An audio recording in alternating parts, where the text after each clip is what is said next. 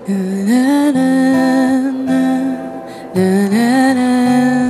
gaidu. Jā, es gaidu. Jā, es gaidīju. Čau, mani sauc Nadīna. Ieva. Laila. Līva. Mani sauc Amanda un es... Mani sauc Jānis. Kāpēc es gaidu?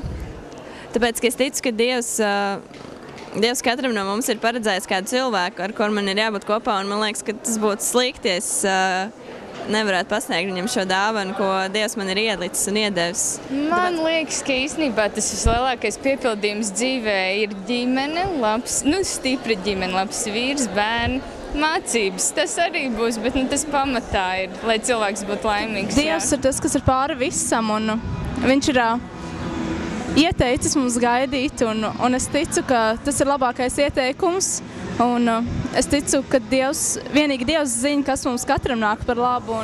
Tāpēc, kad gribu būt tuvās attiecībās ar Dievu un savu mīļoto cilvēku, un man svarīgi ir tas, ko Dievs grib no manis dzīvē, nevis varbūt kāds cits.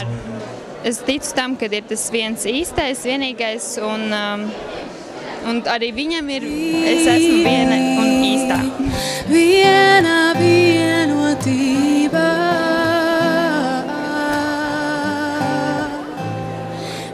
Tajā brīdī, kad tu sāc gaidīt, pavērs kaut kāda fantastiska pasaule, pilnīgi citādāka. Tev interesē kvalitāte, nevis kvantitāte. Tev vairs nevajag seksu tikai tāpēc, ka tas ir seks, bet tāpēc, ka tu gribi pašu labāko, ko tev Dievs ir sagatavojis. Pašu labāko vīru, tavu īsto vīru. Un tu esi gatava kaut kam tādam, kas ir pilnīgi citādāks. Tā ir pilnīgi citādāka seksuālā pieredze un seksuālā bauda. Arī tas cilvēks, ko es sagaidīšu, viņš tā kā arī redzēs, kad es uzskatu, ka tā ir vērtība. Man liekas, ka es tā arī tiešām uzskatu. Man bija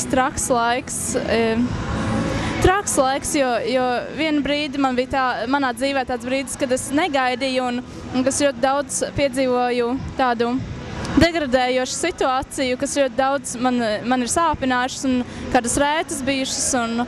Un kopš es nācu pie Dieva un nācu pie Jēzus un sāku gaidīt, es sapratu, ka tas ir labākais, kas var būt, un kad Dievs dziedina. Jā. Viena vienotība.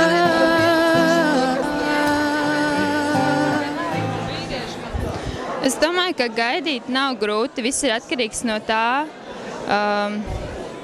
varbūt kāda ir attieksme pret to, kāda ir apkārtējā vide. Ar Jēzu viegli, bez Jēzus grūti.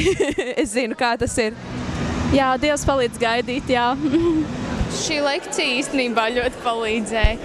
Man liekas, tur vajag sarunas ar kādu, kurš tā kā var motivēt tevi, jo galvenokārt, man liekas, cilvēki nav varbūt informēti par to. Tas ir īpašs laiks pirms kāzām, un ļoti skaisti, ja tu vari to laiku patiešām veltīt savam otram cilvēkam un tādā īstā Dieva mīlestībā, garīgi to visu tā piedzīvot, sagatavoties, nobriest visam.